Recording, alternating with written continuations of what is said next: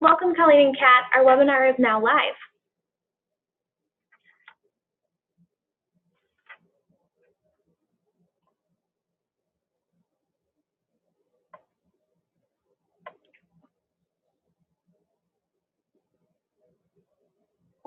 Good afternoon, NSGC, and thank you for joining us for this webinar this afternoon, the NSGC call for speakers and what the submitters need to know for 2018. My name is Colleen Schmitt. I am your subcommittee chair for the annual conference for 2018.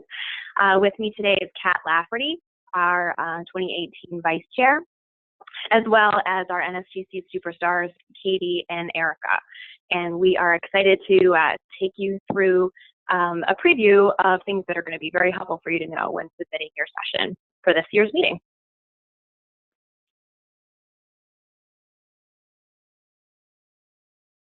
First, I wanted to start it out by saying thank you to all of you. We really see this as a partnership between all of you who submit some amazing content and our team, which works to curate that content into a really powerful and effective meeting. So thank you for at least considering submitting this year. Thank you if you've done it in the past, and thank you in advance if you're going to do it this year. Today, we're going to build on that idea of teamwork to make a successful meeting. And to that end, the first thing we'll do is discuss some key characteristics of each session type. I'm sure everybody on this call knows what sessions go into the annual conference, but we will go into them in a little bit more detail, give you an idea of exactly what it is that our subcommittee is responsible for selecting, and some of the things that we look for in each of those sessions. We'll review the submission process itself, as well as required elements of proposals. And we'll highlight the priorities and the process of the annual conference subcommittee. So what are we doing when we're reviewing the submissions? How do we make our decisions? What can you expect in terms of communication from us? Our goal is to be as transparent as possible with the process and give you the greatest chance of success when it comes to getting your ideas up on the stage or in the room at the annual conference. Our webinar itself today is budgeted for an hour, and we are planning about 30 minutes of presentation and at least 30 minutes of question and answer and conversation. So if you have thoughts or questions that you think of as we go, put them in the chat box, and Katie will read them to us at the end, and we will get to them as much as we can. We definitely want to hear from you, so don't be shy. And I said our agenda, first thing, I'll go through the anatomy of the conference. We'll talk about those session types in a little bit more detail. We'll go through the submission process of submitting your idea, and then Kat will come in and talk about creating that conference and how we do it. So to start out, I wanted to run through the purpose statement, because this is something that we come back to again and again when we're reviewing submissions, when we're thinking about how we want the conference to come together, what we want it to look like, and what we want to accomplish. So in the purpose statement, what we say is that the conference showcases advancements across the breadth of the genetic counseling profession. We want to provide education. The priorities, we see those as two equal parts. Our attendees will gain knowledge of clinical and scientific best practices and insights into emerging research. The conference provides a unique opportunity to engage and network with colleagues and pursue professional development. And I cannot highlight unique opportunity loudly or boldly or often enough. There really is no other place that we can go as a national organization and have the kind of conversations and achievements and have those professional development conversations with regard to genetic counseling. This is really it, and we take that responsibility very seriously. So again, if anybody on this call doesn't know the pieces that go into making the conference, but I think it's important to highlight what it is that our subcommittee is responsible for. There are other pieces of the conference, specifically like the awards presentations or the roll-nick lecture or lots of other things, but our subcommittee is not involved in that. If you are interested in any of the others and you want to know, we can hook you up with the right people. But in terms of what our subcommittee reviews and what the submission process goes for, are really these 5 options. One is the pre-conference symposia. Another is the educational breakout sessions, the workshops, the Janus presentation, and the plenary sessions. And we'll go through each of these in a little bit more detail. But for all of them, there's a rule of thumb that I would love it if you all would keep in your head. And that rule of thumb is 15 minutes of audience comment, or question, answer, or participation for every 45 minutes of presented content. So if you're submitting an hour-long session, plan on 45 minutes of content, 15 minutes of audience participation, and go from there. The pre-conference symposia, and last year we had 6. This is typically about the number of 5 hours in-depth. Think of it as its own little mini conference or a day-long seminar. And for these, you could go deep on a specific topic.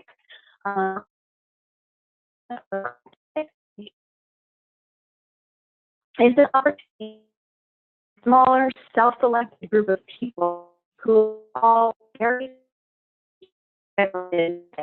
want.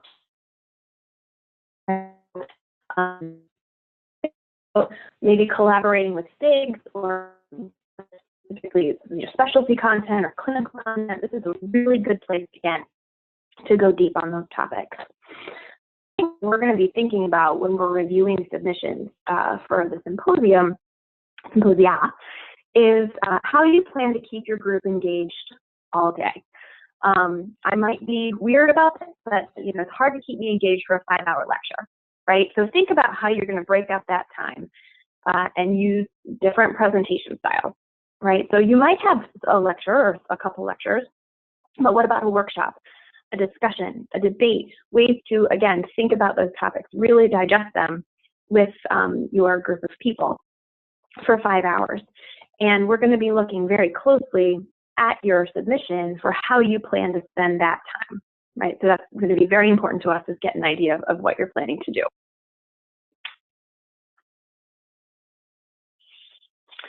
Plenary sessions, in a way, are kind of the opposite.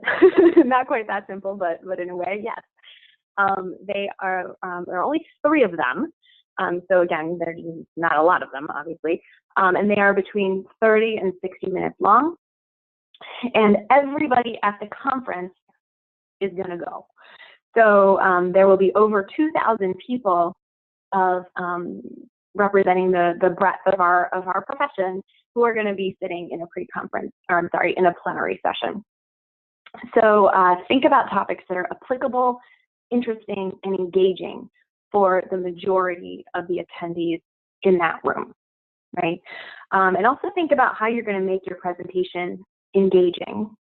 Again, you're going to be presenting to 2,000 people in a big dark room. So think outside the box, or maybe just think outside the slide presentation for the pre-conference symposium. And we think this is a great opportunity to highlight genetic counselor achievement, professional issues, research, engaging for the majority of attendees. Now, because there are 2,000 people in the room and it's often dark, it is a little bit more difficult, or can be a little bit more difficult, to engage the audience. However, we would still recommend holding that time and giving the audience an opportunity to participate. And that can be through question and answer.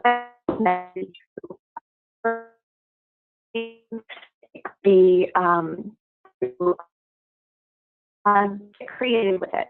Again,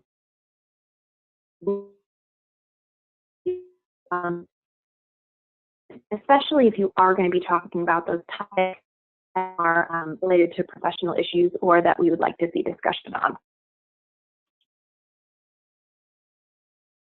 This lecture is a 30-minute presentation. Doesn't need to be exactly a lecture, but it is a presentation on the main stage.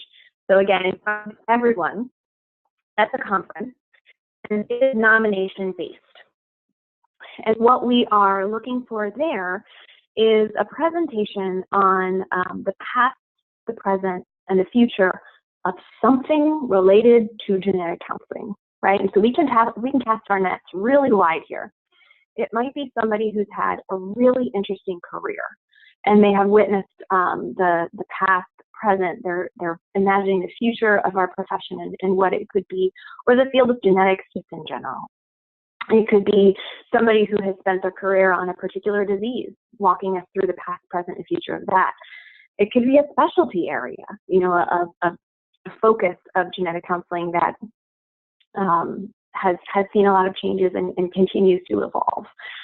So think about it, get creative. Think of people who have really good stories to tell. Again, this is in front of the General Assembly. So ideally, this person would be an engaging speaker with an engaging story. It does need to be a genetic counselor. So think about who you might know that would fit this. It is nomination-based, as I said, so you can complete the Janus nomination form that's on the Call for Speakers resource page. These were really fun and excited to read last year. And it sounds like I'm quiet. Sorry, guys. I'm talking to you on my phone, so I'll be louder. Let me know if that helps. Okay. Educational breakout sessions. Again, I'm not sure if this is going to help or not. Our smaller groups. Sorry, I'm going to try to go back. There we go. Our breakout sessions, just like they say, we do have more of them. There are 15 opportunities for EBSs, and last year I think we had 5 concurrent talks, so they're going on at the same time. Again, this is another good opportunity for a self-selected group of people, and they vary between 1 hour and 1.5 hours long. It's a great opportunity, again, to go deep into a particular topic or to engage people in conversation, because it is going to be a smaller self-selected group of people. Regardless of what you plan to focus on for the EBSs, remember to allow that minimum of 15 minutes of audience engagement for every 45 minutes of content. I know I've said that a lot. I'm going to keep saying it. I think it's so important. And the sessions over time that do engage the audience and have a robust conversation are again and again some of the highest rated in the whole conference.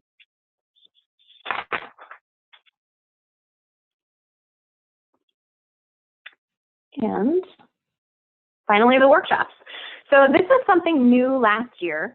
It was kind of an experiment for us to see if it would work. And I think for the most part, they were quite successful. We had 5 workshops and then 1 lecture that happened at the same time.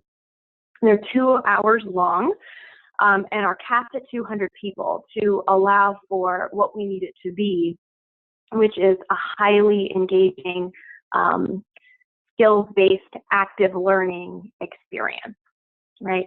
So for these, I would recommend flipping the audience engagement guidelines, right? So if you're going to present something, present 15 minutes of content and then 45 minutes of working with that content to really practice those skills so that people can walk away being able to do something that they could not do before they came into that room. At a minimum, what we're looking for with the workshops is 50% content, 50% audience engagement. But again, ideally, the engagement would be even more than that. That's definitely not a venue for a lecture or to present a lot of new dense content. It's an opportunity to build and practice new skills and for people to learn from each other. That peer-to-peer interaction is really helpful. There will be an opportunity for a lecture for people that aren't interested in participating in the workshop. The lecture is 2 hours long, and so think of that as an extended EBS, so the same qualities would apply to that. And you can submit a session for that spot specifically, or we may end up extending an ED submission or combining two to fit the best. Okay, so submitting your ideas, call for speakers as we haven't gotten any submissions yet. I assume you're all waiting to hear from us today to do that. But please do, and you have until Tuesday, January 23rd. So along with all of your other holiday prep that you're doing right now, you can be working on your submissions for the conference. But yes, thank you for doing that, and we're very excited to see your submissions after the 23rd. The goals for the submission process, this is the same information as last year, but I do think it is important.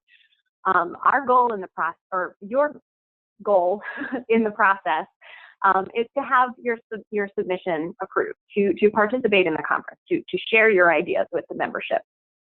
So for the submission process, what we need you to do is illustrate for our committee what it is that you hope to accomplish and how, in the clearest way possible. The more we know about what your session looks like, the better we can assess the fit that it would have in our program.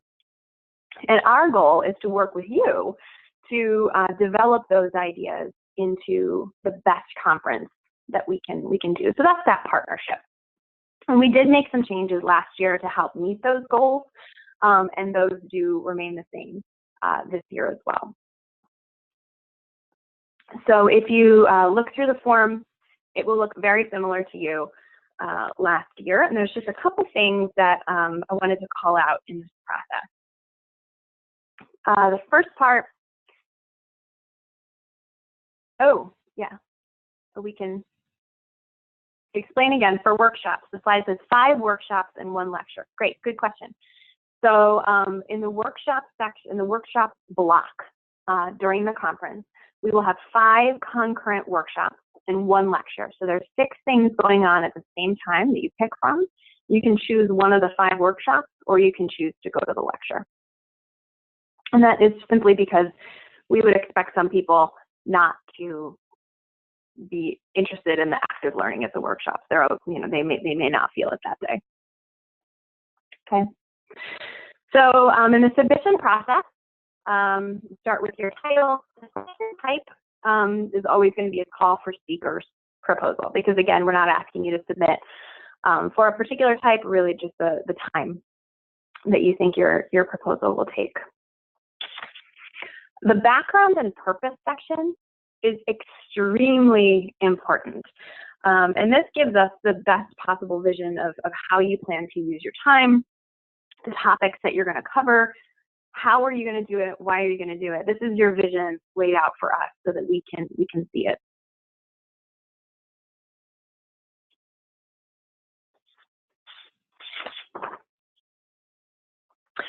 Now, when you're thinking about how long of a session and what format you think it would best take, think about the characteristics of the session types that we just discussed. Think about how your proposal will fit the best and why that is. It's very helpful for us to figure out why you feel like your topic would be best as a lecture versus a workshop, or vice versa.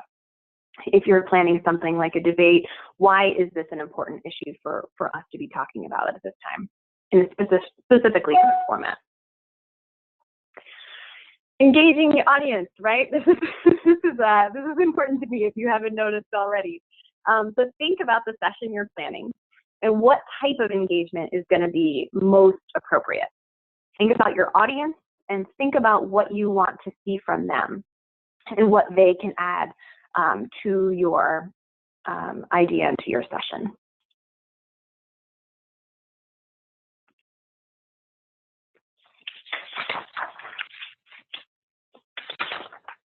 And then the relevance.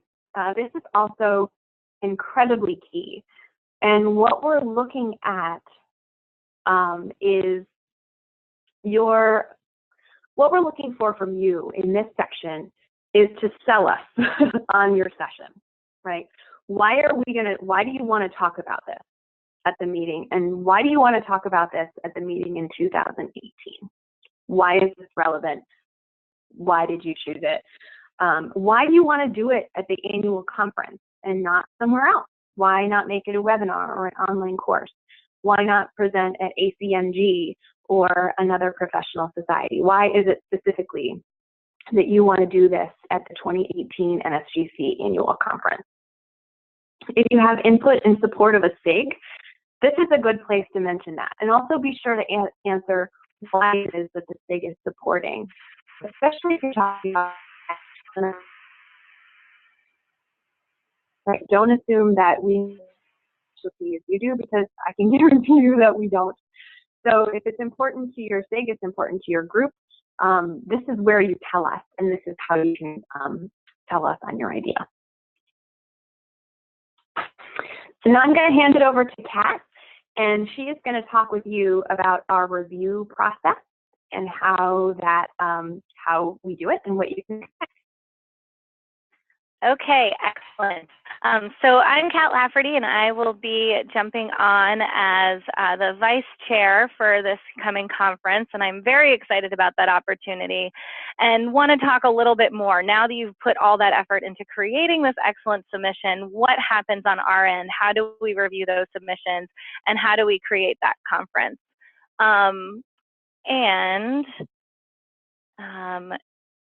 Just get a little technical difficulty for some reason.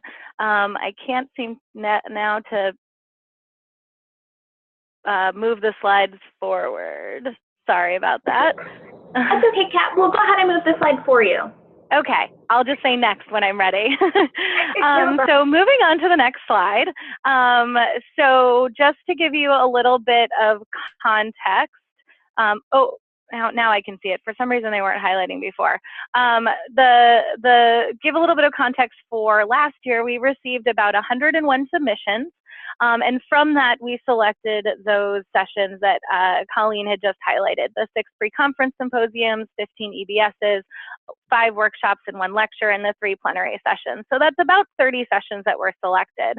This does include some sessions that, as the program committee, we had asked certain submitters to combine sessions, or a couple sessions where submitters had submitted both a pre-con and an EBS.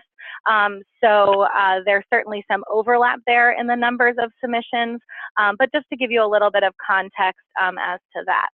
So next slide, please. So once you have submitted, what sort of happens next? So the review process starts off where the program committee, we're assigned various proposals to review.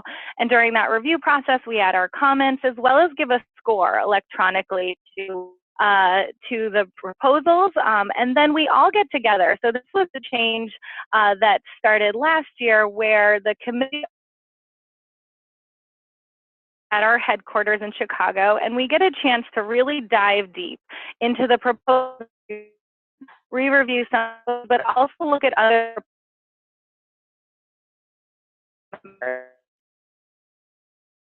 whole, and come up with a tentative list of accepted sessions and sort of a tentative outline to what we are hoping the conference would look like. We then give feedback based on our review of these sessions. That will happen in beginning to mid-March. We may give feedback with questions, additional edits, potential for other requests, as well as where we likely see your session fitting into the program. And then by the end of March, we're looking for confirmation for speakers and to help get some of the preliminary schedules going there. So what are we looking for in that review process? This is a question that we get a lot. What are the reviewers looking for? And I will highlight back to what Colleen had mentioned, that really what can be the best tool that you have is to help us understand your vision. You have this great idea. Help us understand why this submission is great, and help us understand why it's going to be a great part of this conference. We can only judge based on the information that we have. And so again, everything that you can give of us to help us get inside your heads is going to help ensure that we are giving the best assessment to that information. We're looking for, of course, information, but that's also very clear and well defined. So a clear defined purpose. What are those learning objectives? What is the content you plan to cover and potential speakers? What is the audience that you're looking for? Is this something that does apply to the whole membership versus a subgroup? And if so, why is that topic important to that audience? Again, looking to what your potential session format proposal is. As we know, there's a lot of different ways to present information at the conference, and we want to help understand not just what context you think would be helpful, but why is that the best tool? Why is a workshop the best option for your content versus a lecture or panel or debate or other sorts of things? What was a little challenging for us last year, and what we're hoping that we'll see a lot more of this year now that we've had the experience of workshops, is that sometimes things were just submitted by how much time versus actually what's the best fit for that particular topic. Give us an outline of how you're expecting to use that time, and again, going back to what Colleen and myself will also stress, how are you going to engage that audience? How are you going to keep us excited about that topic throughout that presentation piece? And another question we often get is, well, what are you looking for as far as content? And it's sometimes really hard to answer that in one single way with that, because we are really trying to create that best conference beginning to end. We want to make sure that we're giving a wide range of topics presented at the conference that appeal to, of course, subsets, but also to the membership as a whole. We certainly do look at some of the feedback we get from every year, what sort of topics people are looking for in the conference. But again, we're also trying to capture that full spectrum throughout the whole conference beginning to end. So once we've reviewed all of that, as I mentioned, the notifications will go out around the second week of March, and at that point you'll get feedback on your submission. So for those sessions that are accepted, we'll give feedback from the program committee. It's potential that you might get some questions from us. If there were some things that we didn't feel were as clear in the proposal, we might just want some clarification, as well as discuss the potential session format that we have selected. So as the program committee, we do work with the information that's submitted, but then also try to piece together what formats and where these things may fit best. So there's the possibility that some of the things have changed slightly, or at least our vision of how this might work have changed slightly from what you have initially proposed. So we might start and open that dialogue with you and your team as to how we can best sort of fit all of the needs and work that in. We also may talk about combining different sessions. So given that flexibility of making that conference what we really want it to be and the best it can be, if we have two great topics that are submitted that are either similar or that provide overlap, we may ask groups to combine forces and potentially make that even better than each on their own. For the sessions that are declined, we do like to give a lot of feedback as to why, and some of it is just that we have a lot of great submissions. I don't say that to discourage anyone from submitting. Keep on bringing us those great submissions, but sometimes it's just that we have a lot of great things to pick from, and we unfortunately can't take them all. We give feedback as to why that submission was not selected, but also may suggest other ways in which that content can get out to our membership, and that may be through webinars, or well as have an opportunity for this information to be available to other groups in NSGC to propose additional webinars or other education opportunities. This year, we're also going to create an opportunity for accepted sessions to get connected with a specific program committee member to almost work as a sort of teammate or advisor in the process. We want to make sure that we're giving you that extra support to the speakers and coordinators, but also as a resource to make sure that all those pieces of the vision that we loved in your submission and that you had at the time of submission that are really what we're expecting that session to be. If there's any bumps in the road, sort of helping work through those sorts of things. So we want to create a more continuous conversation throughout the year with that program committee member. So the accepted sessions, once we give all that feedback and things sort of get flowing from there, we'll look for confirmation of the speakers in early April. Around mid-April, we'll start getting that content for the preliminary schedule together. We also will ask, in addition to having the program committee advisor on our end, that you identify someone to be the submission coordinator for your session. Now, some of this happens sort of naturally, and it may be the person that actually submits the overall proposal that becomes that point person, but it doesn't have to be. And especially if we are also combining, you know, different groups and multiple different institutions, we really want someone to be identified as the point person to work, not just with us, but also with the NSGC Executive Office to help with things like slides and honorariums and those sorts of things. So we'll ask for that. And then we'll continue to check in with you and see how things are going as you're taking what was a submission and a proposal into the amazing piece of the conference that it's going to be. So you'll have contact with our committee as well. And then we'll see you in November. And as we said, we are hoping to make sure that we are providing the best conference for our membership, really beginning to end. This cannot be done without the support of our committee members. So this team here is really who is going through all that information and reviewing every submission that we have and providing feedback and questions. And I certainly want to thank those who have helped us in the past and future thank those who are joining us this year and will help with that process.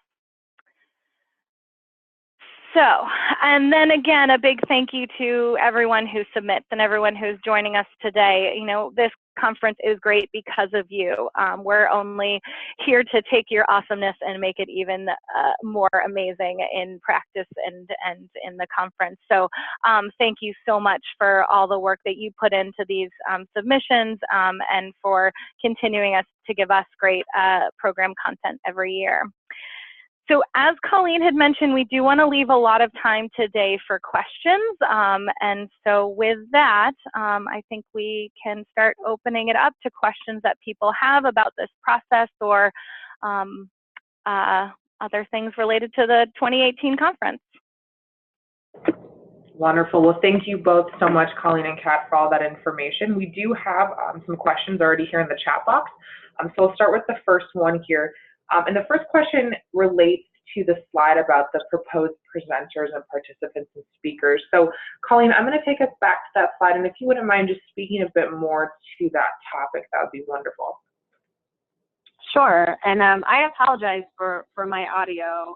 That's my phone, which is sometimes my friend and sometimes not my friend. But I will try to be louder without yelling, yelling at everybody. And are you talking about the question about the EBS or the speaker slide? The speaker slide. Okay, yes, and yeah, I was having trouble advancing the slides, so I'm sorry, I think I did skip over this one. But in general, this is a place to identify your speakers. Let us know why that person is someone that you're selecting. Why are they the best person to be speaking about this? If for some reason they can't, if you have a backup in mind, that would be very, very helpful too. We don't need to confirm the speakers at the time of the submission. This is one of the changes that we made last year, but we would like them confirmed before we officially accept your submission. So essentially what would happen is you give us the name of your proposed speakers, you tell us why they're so awesome, we agree with you, we say we want to do your session, and then we would ask you to confirm those speakers. And assuming you could confirm them, you're in the program. Wonderful, thank you, Colleen. Our next question relates to EBS sessions. So if you're planning an EBS, would you select lecture as the format? Well, it depends, right? So we are not asking specifically if you are applying or submitting for a plenary or an EBS, specifically because there are some things that are submitted for one thing that actually work out better for another, right? What we're looking for mostly is the topic, why you want to talk about the topic, how you think that would be best presented and why. Who's going to be doing it? So if it is a traditional EBS, I would start with, or at first I would start with your topic, right? So if it is something that is a heavy, complex, like clinical topic, you're going to be presenting a lot of complex information, maybe that would be a lecture, right? And that could be an EBS. That could also be a plenary. Or maybe your idea would be several people having a discussion through a facilitated panel, right? That could be an EBS too, or a debate, or who knows. So I would start with your topic, select where you think it makes the most sense to put it, and tell us why. And you know, if you really are if you think it would be a really good EBS, put it in the format section. So say I selected a lecture, and I think this would be best because it applies to this specific group of people, or we want the opportunity for comment, and the EBS provides the best location for that. We will definitely take that into consideration. Great, thank you, Colleen. Our next question states, is there a way for us to see what the conference attendees asked for? For example, what their interests are for the upcoming conferences when they reviewed the conference from this year. So this is a great question. So we do have this information available to everyone now. It's available on our speaker resources, on our call for speakers page. So if you actually head online to nsgc.org, and under the top navigation, if you select events and then annual conference, you'll then want to select 2018 call for speakers. And if you scroll down through the page here, you'll see underneath the section suggested topic ideas. And that is information that was compiled from our evaluation data from last year. So these are things that attendees are looking for and want to see at the annual conference. And I can read those too, if it would be helpful. So there's billing and payer reimbursement issues, cancer genetics, somatic tumor testing, hereditary cancers and panel, counseling theory, LC issues, genetic counseling outcome measures, novel service delivery models, new genetic syndromes and genes, emerging technologies, genetic testing, including NIPT, WES/WGS, and workforce and various roles of genetic counselors. It's quite, it's an expansive list. I feel like you could come up with a lot of different stuff on there. But those are the topics that came out of the survey after the conference. Great, thank you. Our next question says, last year there were 101 submissions. Could you provide to us the breakdown of submissions by session type? Colleen, Kat, do you want to answer this question? We also have Katie here as well, if you'd like to pitch it over to her as well. I mean, I could take just an initial sort of stab, not necessarily at the numbers, because I don't have that, so I will default to Katie there. But, you know, I think what we tried to shy away from a little bit last year, and what we're hoping to continue with this year, is not necessarily get out of the mindset of, you know, this submission is, you know, an EBS and only going to be an EBS, versus this is a great topic and this is how I think it would fit into the conference, but also potentially have flexibility to that. So I wouldn't say that there may be, you know, one area that's more competitive than others. I think as submitters, what we really want to see from you is that great idea and how you're going to get that great idea to the membership. And then we'll sort of take some of your insight as to how you think it might work in this conference, as well as what we sort of see as the whole conference, and figure out where it best fits. Great. Thank you, Kat. And this is Katie. So I can share that we don't have a specific breakdown because, as Kat mentioned, those submissions were sent in sort of what format you have and what time frame that you're looking for. So we don't necessarily have submissions that say we have X number of EBS submissions, X number of plenary submissions. The information that we provided today is also giving you the amount of number of sessions that are available. So hopefully that can also provide you some perspective in terms of the approximate number of plenary sessions it looks like we'll have for 2018 will be 3. It looks like we'll be accepting about 15 educational breakout sessions, 5 workshops, so, and 6 pre-conference symposia. So we hope that that information is helpful to you to kind of get a picture of what's available.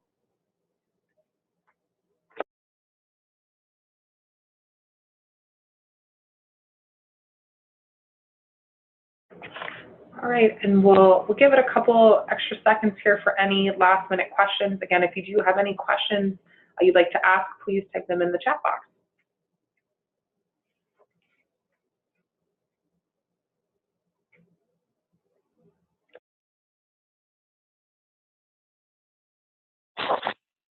You can also send us your comments. We'd love to hear what you're thinking, if you're running into any issues while you're planning your submissions, anything like that too. Okay, well with that at this time, I don't believe we have any additional questions. For all of those here who joined us today, if you do think of any questions after today's webinar, of course, please send those along to speakers@nsgc.org, and we'll go ahead and get those answered for you. As well as if we do see any frequently asked questions, we're always updating our call for speakers resource page, so that information will be available online. But with that, that is the conclusion of today's webinar. I'd like to thank Colleen and Kat, our wonderful speakers for today, for all of their hard work on this webinar and for all the work ahead here in 2018. Thank you all and enjoy the rest of your day.